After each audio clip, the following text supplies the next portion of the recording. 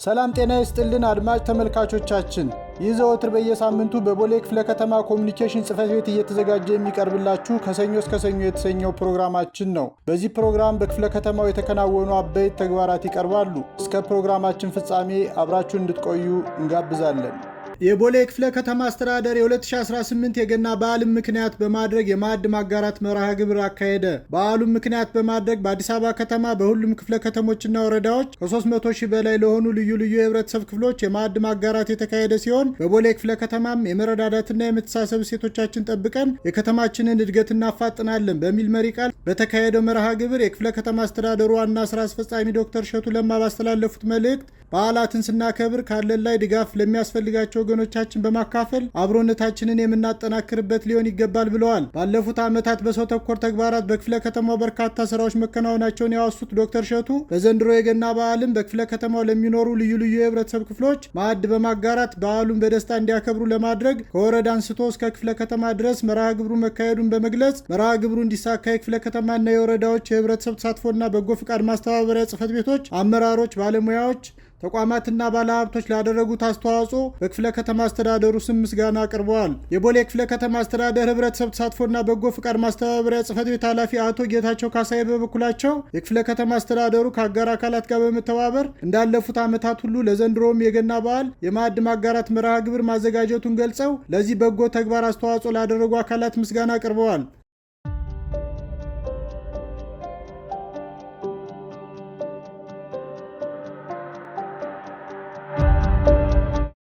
የገናን በዓል ምክንያት በማድረግ በቦሌ ክፍለ ከተማ ወረዳ 1 የተስፋ ብርሃን ቁጥር 26 የምገባ ማዕከል የምሳ ግብዣ ተካሄደ።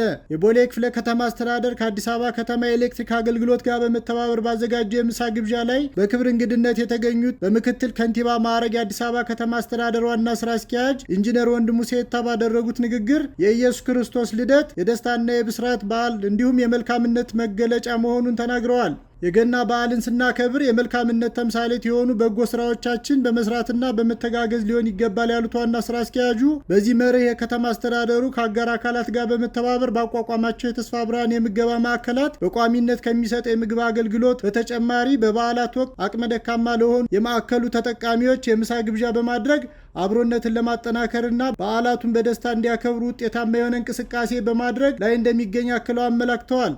በቦሌ ክፍለ ከተማ የተስፋ ብርሃን ቁጥር 26 የምገባ ማዕከል የገናን በዓል ምክንያት በማድረግ የምሳ ግብዣውን በማዘጋጀት የአዲስ አበባ ከተማ የኤሌክትሪክ አገልግሎት፣ የአዲስ አበባ ከተማ አስተዳደር ምገባ ኤጀንሲና የቦሌ ክፍለ ከተማ አስተዳደር ላደረጉት አስተዋጽኦ ኢንጂነር ወንድሙ በከተማ አስተዳደሩ ስም ምስጋና አቅርበዋል። የቦሌ ክፍለ ከተማ አስተዳደር ዋና ስራ አስፈጻሚ ዶክተር እሸቱ ለማ በበኩላቸው የገናን በዓል ስናከብር በአብሮነት በመሰባሰብ ያለንን በማካፈልና ፍቅርን በመስጠት የቆየ ኢትዮጵያዊ ሴቶቻችን በበለጠ በማጠናከር ሊሆን ይገባል ብለዋል። በተስፋ ብርሃን ቁጥር 26 የምገባ ማዕከል ለበርካታ ወገኖች በቀን አንድ ጊዜ የምገባ አገልግሎት እንደሚሰጥ የተናገሩት ዋና ስራ አስፈጻሚው ይህንን ተግባር እንዲሳካ እንዲሁም የገናን በዓል አስመልክቶ የምሳ ግብዣውን በተሟላ ሁኔታ እንዲካሄድ ላደረጉ የከተማ የክፍለ ከተማና የወረዳ አንድ አስተዳደሮች እንዲሁም ልበቀና ተቋማትና ግለሰቦች ምስጋናቸውን አቅርበዋል። በተያያዘ ዜና የቦሌ ክፍለ ከተማ አስተዳደር ከአዲስ አበባ ከተማ አስተዳደር የመሬት ይዞታ ምዝገባና መረጃ ኤጀንሲ ጋር በመተባበር በወረዳ 4 የተስፋ ብርሃን ቁጥር 2 የምገባ ማዕከል የገና በዓልን አስመልክቶ የምሳ ግብዣ ማድረጉ ታውቋል። በምሳ ግብዣው ላይ የአዲስ አበባ ከተማ አስተዳደር መሬት ይዞታ ምዝገባና መረጃ ኤጀንሲ ዋና ዳይሬክተር አቶ ተስፋዬ ጥላሁን የምሳ ግብዣው ለተደረገላቸው ወገኖች በዓሉን በደስታ እንዲያሳልፉ በኤጀንሲው ስም መልካም ምኞታቸውን ገልጸዋል።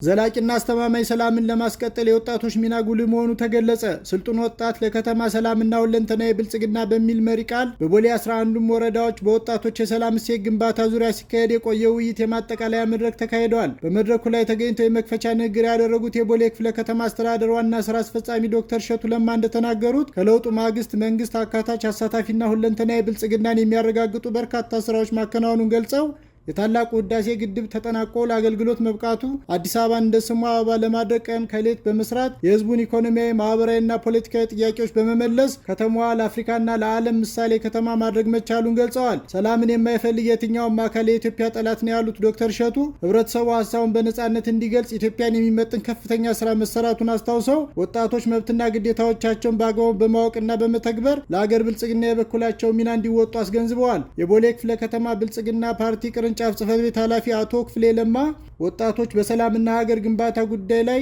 የጠራ ግንዛቤ በመያዝ በመኖሪያ አካባቢያቸው ሰላምና ጸጥታን በማስከበር የሰላም ዘብነታቸውን አጠናክረው በማስቀጠል እንደ ከዚህ ቀደሙ የነቃ ተሳትፎ ከማድረግ አኳያ ሚናቸውን አጠናክረው እንዲቀጥሉ አሳስበዋል። የቦሌ ክፍለ ከተማ ሰላምና ጸጥታ አስተዳደር ጽህፈት ቤት ኃላፊ አቶ መረድ አስፋው በበኩላቸው የወጣቶች ሁለንተና የተሳትፎና ተጠቃሚነት በማስፋትና ባለቤት በማድረግ ጥያቄዎች ሲያነሱ በምክንያትና በንግግር በመወያየት የሚያምኑ ወጣቶችን በመፍጠር ለክፍለ ከተማው ሰላምና ደህንነት የበኩላቸው ሚና መወጣት እንዳለባቸው ተናግረዋል። የክፍለ ከተማ ወጣቶችና ስፖርት ጽህፈት ቤት ከሰላምና ጸጥታ ጽህፈት ቤት በመቀናጀት በተዘጋጀው በዚህ ውይይት የቦሌ ክፍለ ከተማ ወጣቶችና ስፖርት ጽህፈት ቤት ኃላፊ አቶ አንዱዓለም አሰፋ የመወያያ ሰነድ ያቀረቡ ሲሆን የሁለቱም ጽህፈት ቤቶች ቅንጅት ወሳኝ መሆኑን በመገንዘብ ወጣቶች ላይ የሚሰራ የግንዛቤ ማስጨበጫ ስራ አጠናክሮ በመቀጠል በቀጣይ የሚካሄደው ሀገራዊ ምርጫ ፍጹም ሰላማዊ በሆነ መንገድ እንዲከናወን ትኩረት ሰጠን እንሰራለን ብለዋል። በስልጠና የተሳተፉ ወጣት በሰጡት አስተያየት በተሰጠው ስልጠና ሰፊ አቅም የገነቡበት እንደነበር ገልጸው በሰላም እሴት ግንባታው የሚጠበቅባቸው ሚና እንደሚወጡ አረጋግጠዋል።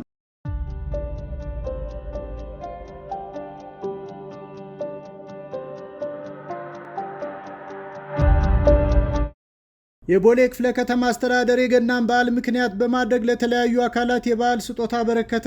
አስተዳደሩ በክፍለ ከተማው ወረዳ 5፣ 6 እና 11 ለሚኖሩ አቅመ ደካማ ወገኖች የመኖሪያ ቤቶቻቸውን በማደስ ያስረከበ ሲሆን በተጨማሪም ለክፍለ ከተማው ፖሊስ መምሪያና በእሳትና አደጋ ስጋት ስራ አመራር ኮሚሽን የቦሌ ቅርንጫፍ አባላት የበዓል መዋያ በሬ ስጦታ አበርክተዋል። የቦሌ ክፍለ ከተማ አስተዳደር ዋና ስራ አስፈጻሚ ዶክተር እሸቱ ለማ በስጦታ ርክክብ ስነ ስርዓቱ ላይ ባስተላለፉት መልእክት የገናን በዓል ምክንያት በማድረግ የአቅመ ደካማ ወገኖቻችን ቤቶች በማደስ እናስረክብ ከፍተኛ ደስታ ይሰማናል ብለዋል። አዲስ አበባን እንደ ስሟ አዲስና አበባ ለማድረግ በሚደረገው ጥረት ውስጥ የአቅመ ደካማ ወገኖቻችን ህይወት በማሻሻል የተሻለ ኑሮ እንዲኖሩ አንዱ ቁልፍ ተግባር መሆኑን የተናገሩት ዶክተር እሸቱ ባለፉት የለውጥ ዓመታት በክፍለ ከተማው በርካታ ወገኖች ከማይመች የኑሮ ሁኔታ በተሻለ ቤቶች እንዲኖሩ ለማድረግ መቻሉን አመላክተዋል። የክፍለ ከተማው ፖሊስ አባላትና የእሳትና ድንገተኛ አደጋ ስጋት ስራ አመራር ኮሚሽን አባላት በተለያዩ ጊዜያት የክፍለ ከተማውን ሰላም ለማደፍረስ የሚጥሩ አካላት እንዲሁም ድንገተኛ አደጋዎችን ከመመከት አንጻር አመርቂ ስራዎች በመስራት በክፍለ ከተማው አስተማማኝ ሰላም እንዲረጋገጥ የበኩላቸውን ሚና መወጣት መቻላቸውን ያስታወሱት ዶክተር እሸቱ ለእነዚህ አካላት የተበረከተው ስጦታ የአስተዳደሩ ተቋማት ላከናወኑት አኩሪ ተግባር ምስጋና ለማቅረብና አባላቱ በዓሉን በደስታ እንዲያከብሩ ለማድረግ የተበረከተ እንደሆነ አክለው ተናግረዋል።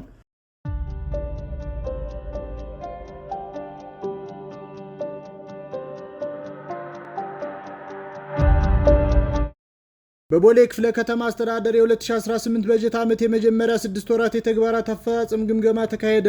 የክፍለ ከተማውና የ11 ወረዳዎች ጠቅላላ አመራሮች በተገኙበት በተካሄደው የግምገማ መድረክ በበጀት ዓመቱ የመጀመሪያ ግማሽ ዓመት በክፍለ ከተማ የተከናወኑ የመንግስትና የፓርቲ ስራዎች አፈጻጸም ሪፖርት የቀረበ ሲሆን በአገልግሎት አሰጣጥ ውጤታማነትና ስታንዳርድ አፈጻጸም፣ የቅሬታ አፈታት ስርዓት፣ የስራ ዕድል ፈጠራ፣ የሌማት ትሩፋትና ገበያ ማረጋጋት እንዲሁም ማህበራዊና ፖለቲካዊ ስራዎች አፈጻጸም ቀርቦ ሰፊ ውይይት ተካሂዶበታል። ውይይቱን የመሩት የቦሌ ክፍለ ከተማ አስተዳደር ዋና ስራ አስፈጻሚ ዶክተር እሸቱ ለማ በግማሽ ዓመቱ በሁሉም ዘርፎች የተያዘውን እቅድ ለማሳካት ከፍተኛ ርብርብ መደረጉንና አበረታች ውጤቶች መመዝገባቸውን አውስተው በተግባራቱ አፈጻጸም በተገኙ ውጤቶች የሚታዩ የወጥነት ችግሮችን ለመፍታት አመራሩ ከፍተኛ ትኩረት መስጠት እንደሚገባው አሳስበዋል። የምናከናውናቸው ተግባራት ውጤታማነት የብልጽግናን ግብ እውን ለማድረግ የሚያስችሉ ናቸው ያሉት ዶክተር እሸቱ በ6 ወራት የተግባራት አፈጻጸም የታዩ ጥንካሬዎችን በማስቀጠል በተጓዳኝ የታዩ ክፍተቶችን በፍጥነት ለይቶ ለማስተካከል በቀሪ ወራት ስኬቶችን በማስፋት የላቀ ውጤት ለማስመዝገብ በትኩረት እንደሚሰራ አሳስበዋል። በ2018 በጀት ዓመት ለማሳካት የተቀመጡትን 6 ግቦች ለማሳካት በየደረጃው አመራሩና ፈጻሚው እንዲሁም መዋቅሩ